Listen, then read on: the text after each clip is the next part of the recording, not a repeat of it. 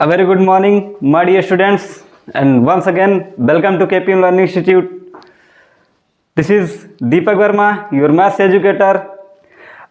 आज हम बात करने वाले हैं मेंसुरेशन को कंटिन्यू करेंगे और इसके पहले हमने आपको मेंसुरेशन की कुछ कॉन्सेप्ट के बारे में बताया था, उसके 2D फिगर्स के बारे में बताया था और 2D फिगर्स के एरिया और पेरीमीटर के बारे में बताया था। आज हम उन्हीं कॉन्सेप्ट पर बेस्ड क्वेश्चन करेंगे, ठीक है। तो हमारा पहला क्वेश्चन आपका बोर्ड पर ऑलरेडी लिखा हुआ है। आज हम इस क्वेश्चन को सॉल्व कैसे करना है, उसके बेस्ट तरीके को या फिर मेथड को हम जानेंगे इस क्वेश्चन के थ्रू, ठीक है। तो आइए हम ज़्यादा टाइम को वेस्ट ना करते हुए हम अपने टॉपिक पर आते हैं। तो हमारा पहला क्वेश्चन क्या है, सबसे पहले हम आपको एक बार रिवीजन करा देते हैं हमने क्या क्या पढ़ाया था, ठीक है। हमने पढ़ाया था आपका ट्रायंगल, ठीक है, ट्रायंगल के एरिया के बारे में, ठीक। ट्रायंगल का एरिया होता है हाफ बेस इंटू हाइट, ठीक।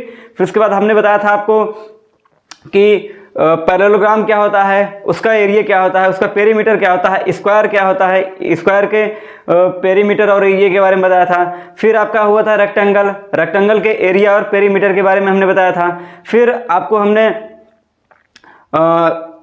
ट्रायंगल, ठीक है, ट्रायंगल ऑलरेडी आपको हो गया। तो ये सब चीज़ें थी और हमने सर्कल भी आपको बताया था, सर्कल के एरिया और पेरीमीटर और उसकी सर्कमफ्रेंस, मतलब सब जितनी भी चीज़ें थी, जितनी बेसिक चीज़ें थी और इसके सभी बेसिक फार्मूले और कॉन्सेप्ट को हमने बताया था, ठीक है। आज हम इस क्वेश्चन को सीखेंगे कि ये क्वेश्चन आपको कैसे सॉल्व होगा ना, ये क्वेश्चन आपका किस तरीके से सॉल्व होगा, इसका बेस्ट मेथड क्या होगा, ठीक है।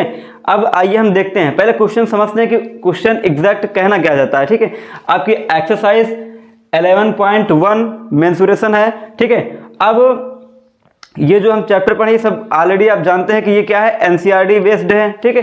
तो एनसीईआरटी बेस्ड ये क्वेश्चन है और ये किस में है, एक्सरसाइज 11.1। तो पहला हमारा क्वेश्चन क्या है कि कह रहा है कि a square and a rectangular field, ठीक है।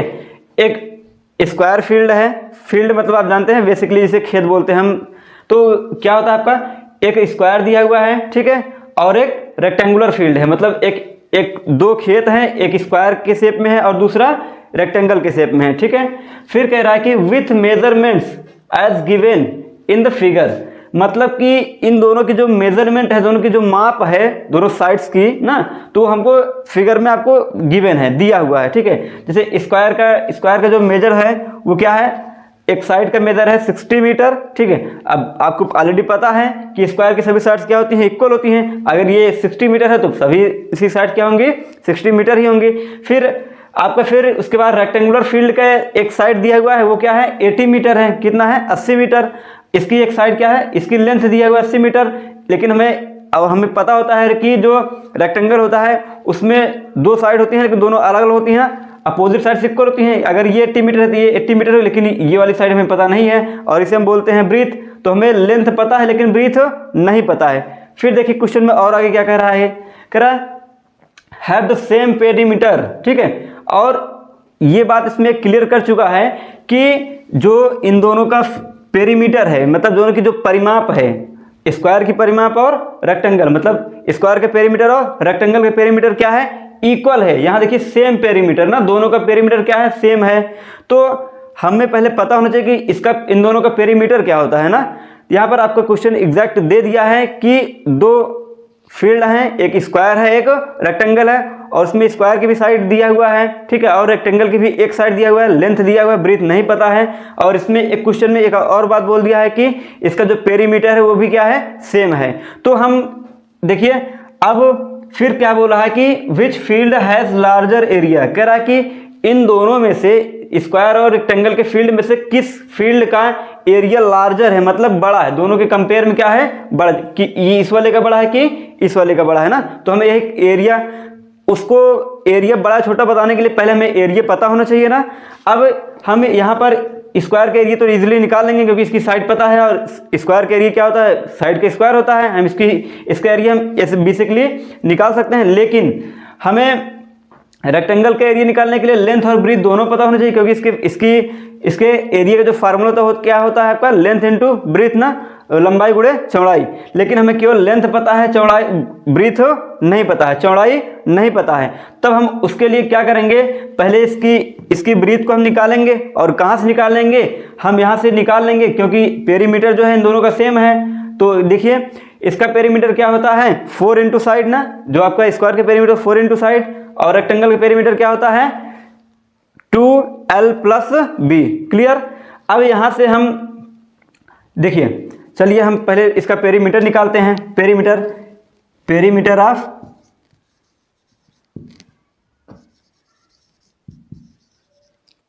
ऑफ स्क्वायर ना क्या होता है 4a। ठीक। फिर इसके बाद perimeter of rectangle,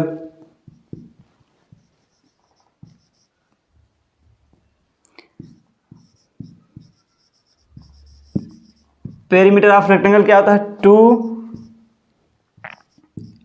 plus B, length plus breathe.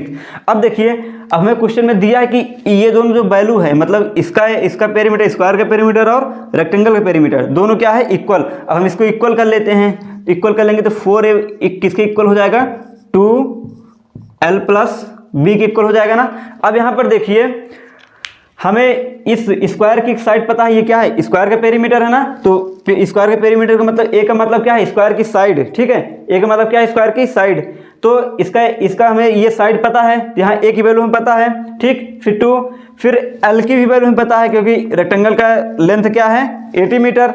लेकिन हमें ब्रीथ नहीं पता, यहाँ से हम ब्रीथ निकाल सकते हैं ना। हम यहाँ पर सबकी ए की वैल्यू और एल की वैल्यू जो हमें वैल्यू पता है उसको यहाँ पर हम पुट कर देंगे, और उसके बाद यहाँ से बी की वैल्यू हम निकाल सकते हैं। ठीक। चलिए, तो 4 और ए की वैल्यू क्या है आपका यहाँ पर गिवन है, ठीक 60 मीटर।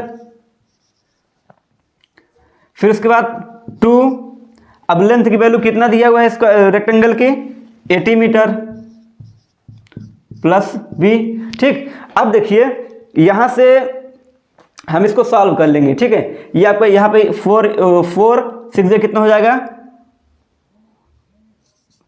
200।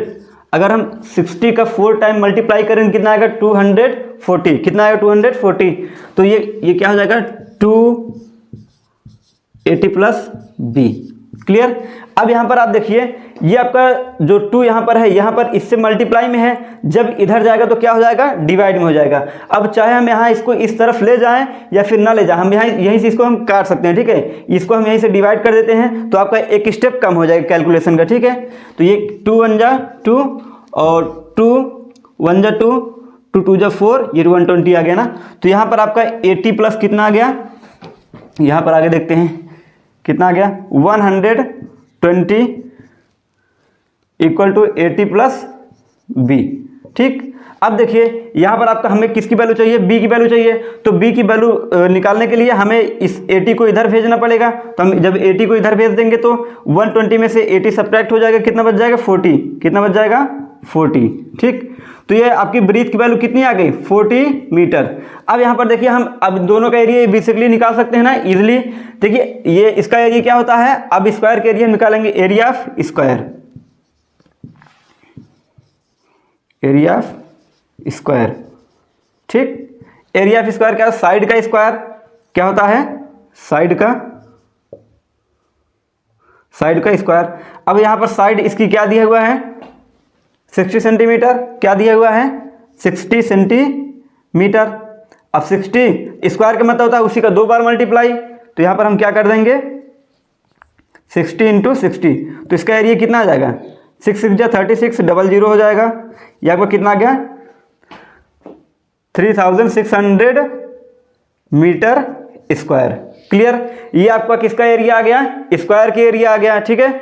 अब हमें क्या करना है, इन दोनों के एरिया को कंपेयर करके बताना है कौन छोटा है कौन बड़ा है। तो स्क्वायर के एरिया हमने निकाल लिया, अब हम किसका एरिया निकालेंगे रेक्टेंगल का। तो रेक्टेंगल का एरिया क्या होता है, एरिया ऑफ रेक्टेंगल का, एरिया ऑफ रेक्टेंगल का फार्मूला होता है आपका length into breadth, length into breadth. Length की वैल्यू आपको क्या पता है 80 मीटर, और ब्रीथ भी आपको क्या पता है 40 मीटर यहाँ हमने निकाला है, कितना है 40 मीटर।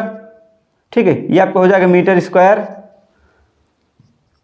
कितना हो जाएगा 80, 8 4 जा 32 और ये डबल जीरो लग जाएगा। ठीक, तो ये आपको क्या आ गया, मीटर स्क्वायर। क्या आ गया, मीटर स्क्वायर। अब देखिए स्क्वायर के एरिया कितना आ गया, 3600 मीटर स्क्वायर। और उसके बाद रेक्टेंगल के एरिया कितना आ गया, 3200 मीटर स्क्वायर। देखिए अब इन दोनों को कंपेयर कर लीजिए, कौन सा बड़ा है कौन सा छोटा है, रेक्टेंगल के एरिया बड़ा है कि आपका स्क्वायर के एरिया बड़ा है। तो देखिए यहाँ पर हम बता सकते हैं इजीली कि अब किसका एरिया बड़ा है। ठीक है, इसमें सबसे बड़ा किसका एरिया है, स्क्वायर के एरिया। ठीक है, तो यहाँ पर हम लिख सकते हैं कि the area of square is larger, the area of square, ठीक, the area of square is larger. Clear, ये रहा आपका आंसर। ठीक, तो यहां पर हमने देखा कि हम कैसे स्क्वायर के एरिया और रेक्टेंगल के एरिया हमने यहां निकाला और उन दोनों के बीच हमने कंपैरिजन किया, उनको कंपेयर किया कि कौन सा एरिया, किसका एरिया, स्क्वायर का एरिया बड़ा है कि रेक्टेंगल का एरिया बड़ा है। ठीक है, तो हमने आज एक्सरसाइज 11.1 का हमने क्वेश्चन नंबर फर्स्ट सॉल्व किया। अब हम मिलेंगे नेक्स्ट वीडियो में अगले इसी एक्सरसाइज के अगले क्वेश्चन के साथ। तब तक आप लोग बढ़िया रहिए, अच्छे रहिए, मुस्कुराते रहिए और आप सबको गणतंत्र दिवस की अग्रिम शुभकामनाएं। जय हिंद।